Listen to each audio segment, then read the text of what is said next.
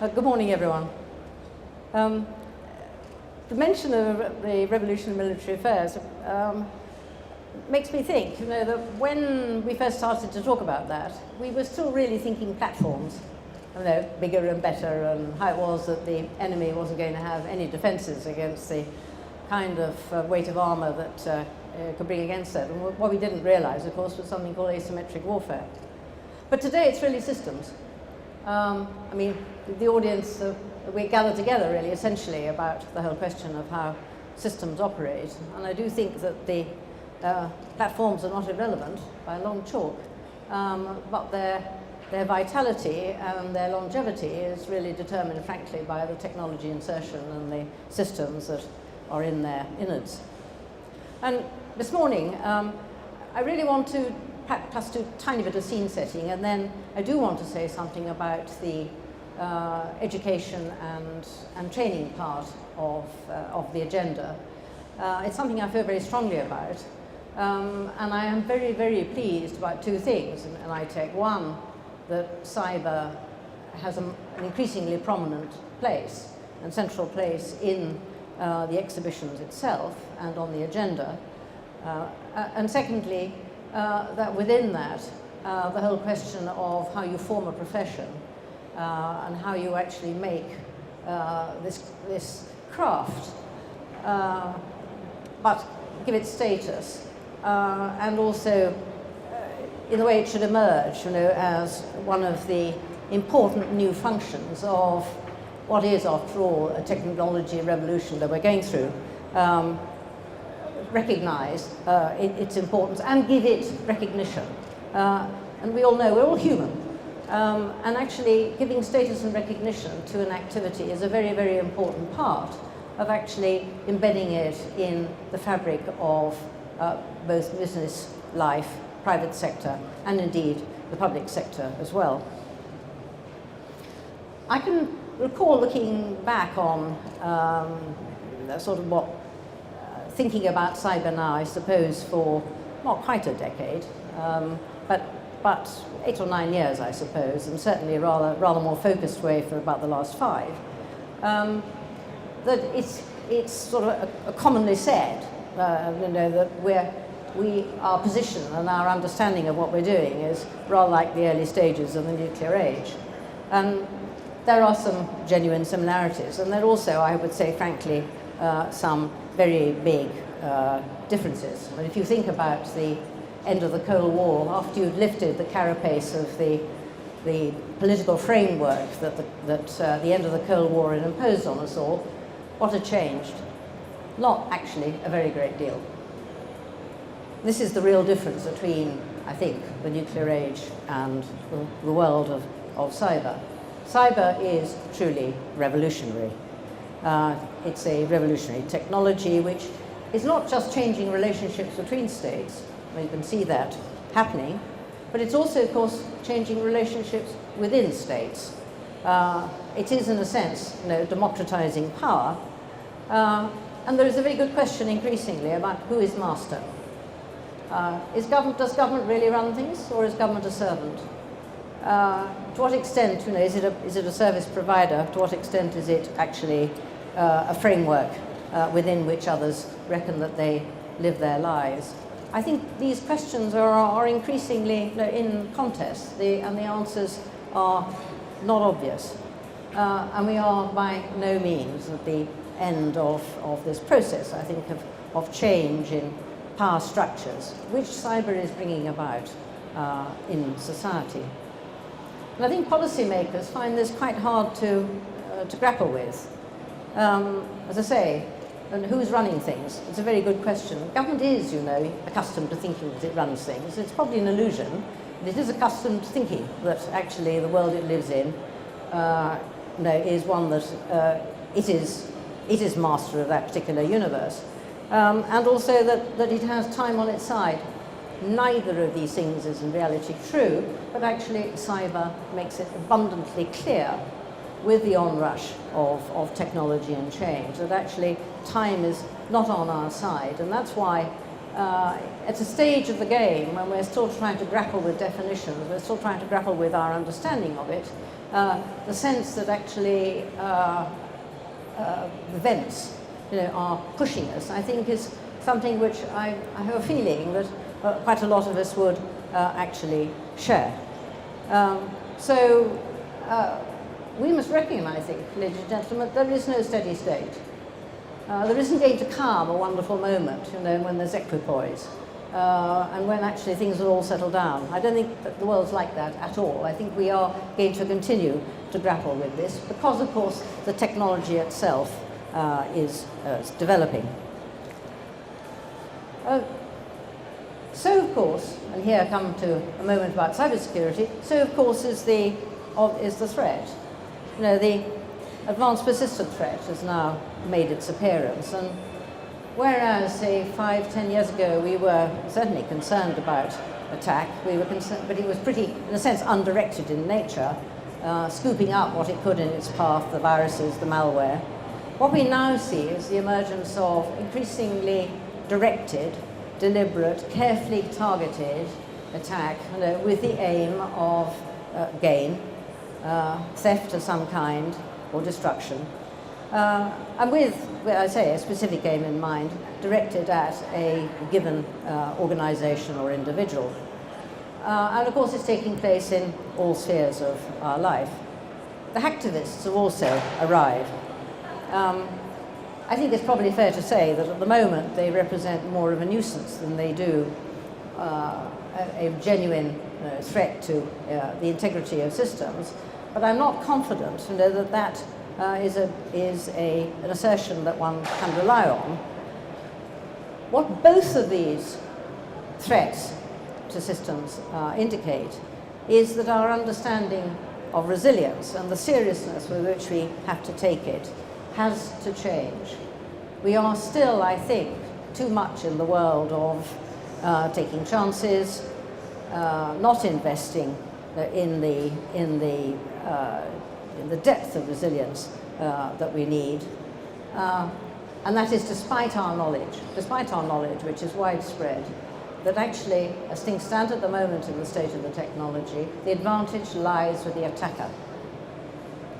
We go through periods in the history of warfare when sometimes the advantage lies with the attacker and sometimes it lies with defense. At the moment in cyber, it clearly lies with the attacker.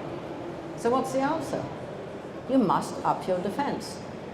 So taking your cyber defenses seriously, it really is, it seems to me, a primordial task of both government and private sector, and indeed individuals, and that it is taking undue risks. It's certainly not good personal risk management, let alone corporate risk management, to fail to do so.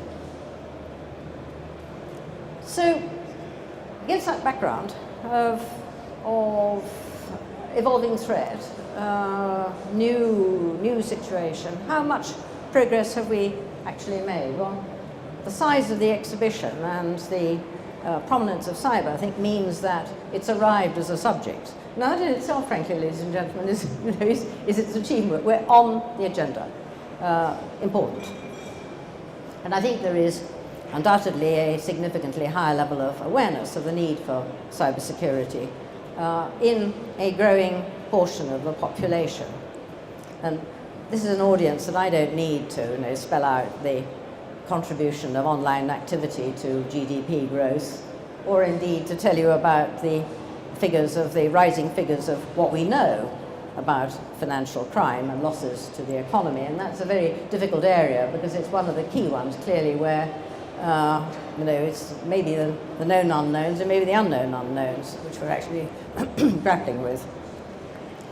And I think there's increasing awareness, though I wish it were greater than it is, of the reality of the theft of intellectual property, especially intellectual property, but of commercial value, but not only of commercial value. State secrets are also a target.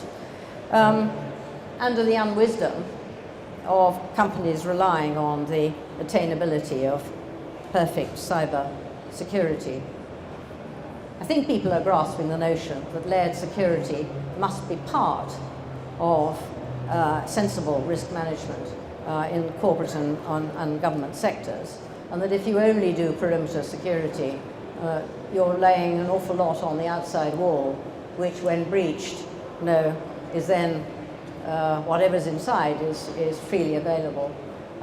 It never was a good idea, and it isn't a good idea in the cyber world.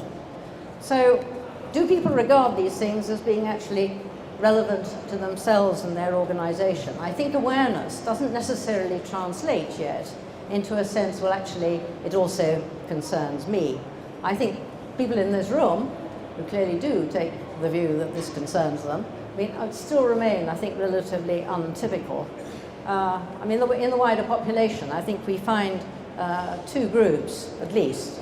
This is a broad and crude generalization. I think there are those who have an uncomfortable awareness that there's something I should understand, but I'm not at all confident that I do. And anyway, I don't actually see where it concerns me, not really relevant to little me.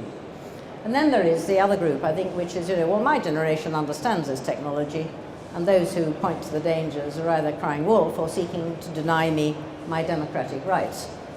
No real danger here. Those represent different strands in sort of attitude to this subject. The continuing incomprehension of the issues by one group, but perhaps in a sense more disturbing is the suspicion of I think the others of the motives of government. There is distrust in the political climate over this, and you see it over the debates on government legislation and government measures in relation to, say, data communications. There is a deep suspicion that government is up to no good and seeking to curb people's democratic rights rather than protect them. And there are real tensions here between collective security and personal privacy. I wouldn't be the first to acknowledge that. And this is going to be underlying, I think, as we move forward and as cyber is increasingly embedded in our daily lives, it is going to be a continuous issue concerning where the proper balance lies in democratic rights. Decreasingly, do we now live in a world where it's possible for the individual to live anonymously in relation to the state? The state does know. We have to accept that. The question is, how much is it allowed to know? What is it allowed, and for what purpose? And for what purposes it does use it? And what care does it have to take of the information?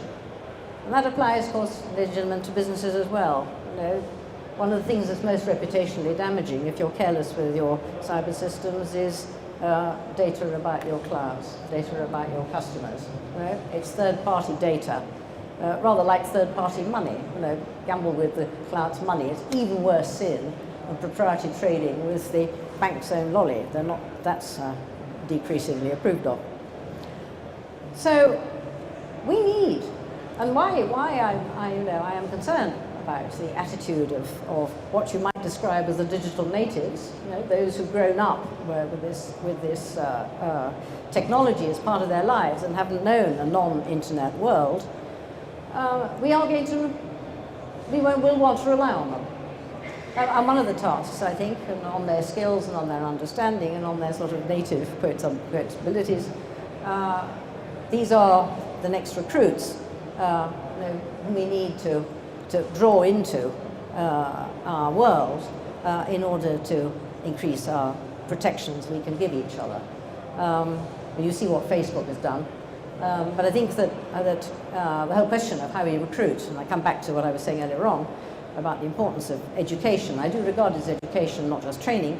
Does lie in getting people to at that generation to look at the cyber spectrum slightly differently from the way I think many of them do at the moment. So, having said all that, I think there are good signs of hope and progress, as well as there being a rather spotty picture about awareness and people's willingness to do much about it. It is still true to say, sadly, I think, I spend quite a lot of time, as you'll be aware, with companies, that the level of awareness and interest taken in this subject is uneven. It's uneven both in terms of what actually happens in the company, and also in terms of the seriousness with which senior management takes it. Are they aware? Do they understand it? Is it on the risk register? Is it in the audit committee? Is it in the boardroom? Have the independent directors, non-executive directors, have they been educated in any way? Or is it just something the CIO does? And you get the whole spectrum. The long way to go on that. And I hope that the corporate community will respond without having to be dragooned, and I don't want to see, if I can avoid it, the advent of formal regulation in this area of a fairly penalizing kind. I'm sure regulation does have its place, but this is one of those areas where unless government and industry and business are able to move together, we are likely, I think, to end up with regulation being as much a crimp on technological progress as it is a help to greater security. And I think regulation is one of the, along with some of the other things I've cited, is one of the more difficult areas which we're now beginning, I think, to see coming on the horizon.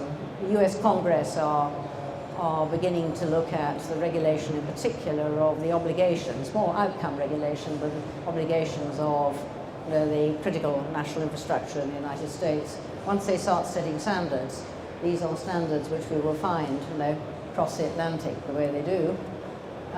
So we want to be in that debate, I think. So I hope that in the whole question of regulation we can have a transatlantic, let alone, in fact, an international dialogue. So, as I say, having said all that, I don't despair. And, I mean, everybody here knows that the government did what was unusual in the last Defence and Security Review, and in fact in the public expenditure round as a whole, actually put new money in of about $1 billion over the 5 years. And you'll be aware of, broadly speaking, of the cybersecurity strategy, and I'm not going to rehearse that. I think it points out one thing which we need to be aware of, which is that this, and it goes back to what I was saying earlier on about the nature of the cyber world, is that this is no longer, the money is not being spent in ways which simply is a reflection of sort of the classic mold of security policies, which is, government strengthening the protective organs of the state in order, in turn, to protect the population in it. It's much more right across government, and because it's right across government, because it is right across society, and the nature of national security these days is very societal, not just governmental. I mean, national security really is changing. It's how we live it's the ability of a society and an economy to operate in a crisis situation as normally as possible. It is having knowing where the interdependencies are, having strengthened those interdependencies, having confidence that they're resilient, knowing enough about them that if there is a breakdown, you know where to go to fix. It's all of those things, and we're a very long way, I think, from having that under our belt. And it does require a different approach in which the cyber world and the controls, which are increasingly operated electronically, play a very large part. So, as I say, you won't be surprised, therefore, that there is barely a department in Whitehall that doesn't have its finger in the cyber pot somewhere, trying to get a little bit of their money. A lot of it's going rightly into the strengthening of the government's own capabilities, so that it can do something which is part of the bargain. Because I was going to say, the other word that emerges, I think, from the cybersecurity strategy, and indeed is implicit, I think, in the national security strategy, is the notion of partnership. And this is new. This isn't actually government doing and telling. It is actually government saying, here's a framework we want to start with, but it's essential that we have your cooperation. Why? Well, very obvious reasons, that the assets that we're talking about, and the assets, both that are going to be needed for the purposes of protection and to be protected, are to a very large extent in the private sector. This is not a state-run economy. This is not a state-run society. So I think this time, and I've been in government long enough to know that when government says, we want some partnership. It sounds a bit like head office calling, and liable to get told what to do. I don't think that is this case this time, ladies and gentlemen. It really is. This is something we need to do together. Government can't do it by itself. And there isn't, to say, come back to what I was saying earlier on, there ain't a master. So you aren't going to get told, and if you don't do it, it won't happen. And I think that's the difference. So it does require, I think, action and initiative on the part of other sectors in society lying beyond government. So what's government doing? What's government putting in the pot? Well, you will be aware, I think, there can't be very few people these days who haven't heard the initials GCHQ. There was a time when these were words one didn't utter. But I think we now know, and we now know it's extraordinarily valuable and important to our capacity as a country to both protect ourselves and, in a sense, outwit the enemy. There are these two things going on. And GCHQ is part of a scheme which is in pilot at the moment to offer, to transmit to private sector industries timely threat information of a kind, which will enable, but it obliges, in my view, then timely action. What you can't do is not then act when given information about a threat, and we need increasingly to see industries cooperating among themselves. I don't think, ladies and gentlemen, that this is one of those areas where it makes sense for one company's success to be built upon the cyber failure of another and the fact that it goes out of business. We haven't got, as a nation, the resources or the time to proceed that way. It's really important, I think, therefore, that industry does, in a sectoral sense, take some responsibility, and that there is a collective sense of working together. I think it's true among financial institutions these days, and it increasingly needs to spread out into other areas. And I think the defence companies will also know what I'm talking about. I think that's an important model. Government's also trying to get the cyber out of the boffin backroom and to foster a culture generally where information assurance and cybersecurity join the mainstream of skills at all levels of management, including its own. And there are now some compulsory training in government, which I think is a sign of government accepting its own medicine. It is important, obviously, that moves out much more broadly into the commercial world.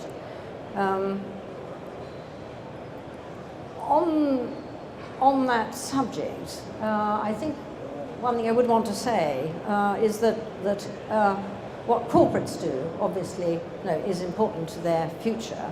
It has to be set against the background, obviously, of a general notion of what the cybersecurity profession, I would like to use, is all about. And you're going to have a number of speakers from government actually focusing on that particular area, both some of the specialised skill, which Bowen is going to be talking, and later on we'll also have something from the Ministry of Defence and from one or two other departments, including, I'm delighted to say, from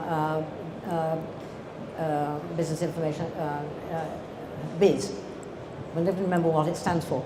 But and that is, I think, an indication, that government right across the board now is beginning to take the whole question of the development of national skills on a national basis in this area is a priority for nation, because the state does undoubtedly have a primary responsibility in the education area. And that is what I just want to end my remarks on, because I want to focus just for a tiny bit on what's happening in that area. The figures of the people who are going to be needed in the cyber world, are quite daunting. It's been estimated that at the moment there are about 2.28, very, very, very precise figure, million IT security professionals employed, and that's a worldwide figure.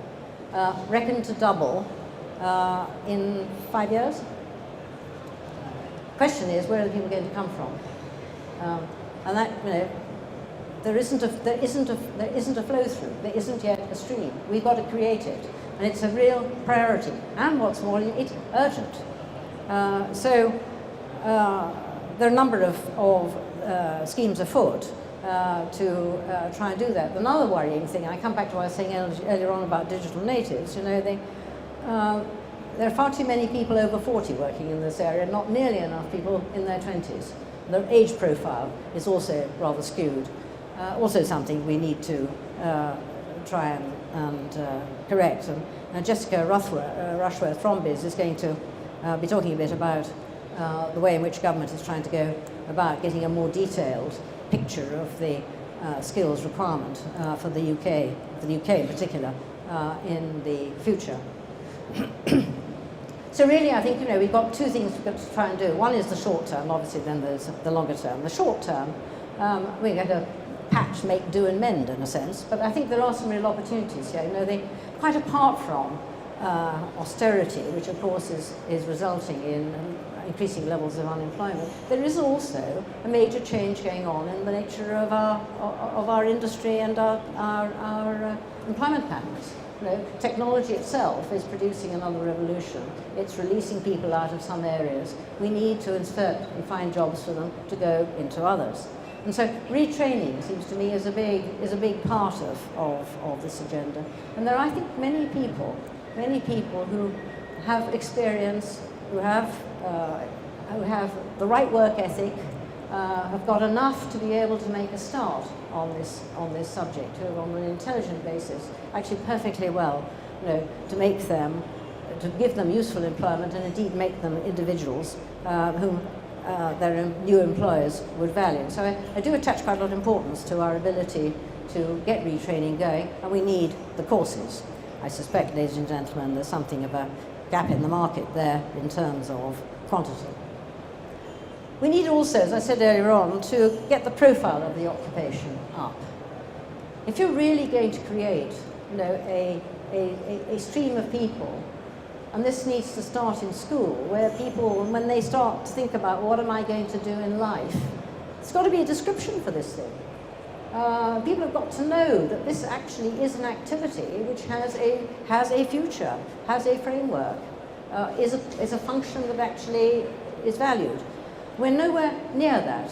And I think that we are going to, and the government is doing something about professionalisation. It's very important, and another of the colleagues is going to talk a bit about that. We need, and I've said this before, but I do think it's the case, that the cyber world needs to enter the professions and with its own organisations in the way that law, accountancy, and other professional services have to business.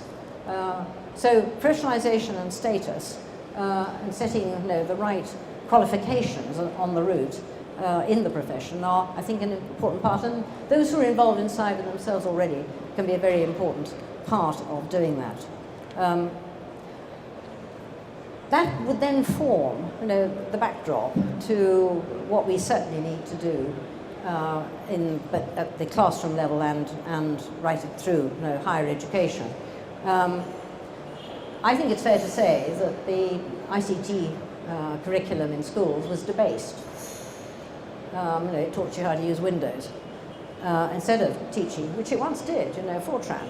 So I think that revising that and making it something which is a genuine introduction to programming and indeed to the wider issues, I think, which this technology is throwing up, which I think should interest the average pupil, so that it becomes a subject they want to do instead of one they're shunning, because they're leaving ICT in droves. That's why we haven't got any people in their 20s, enough people in their 20s actually working in this area. So doing that's going to be important. So I hope that the revised curriculum can come into operation pretty quickly, and of course I hope that we can be able to train the teachers to teach it, because that's also a challenge in itself. But inserting, it's part of a wider issue, obviously, ladies and gentlemen, of inserting giving status to the STEM subjects in schools, which they haven't, I think, had for too long a time. So there's that. And then finally, obviously at the university level, we need to keep up we need to remain in the game. We need to be able to operate at pace in this area. We need to have a strong body of research.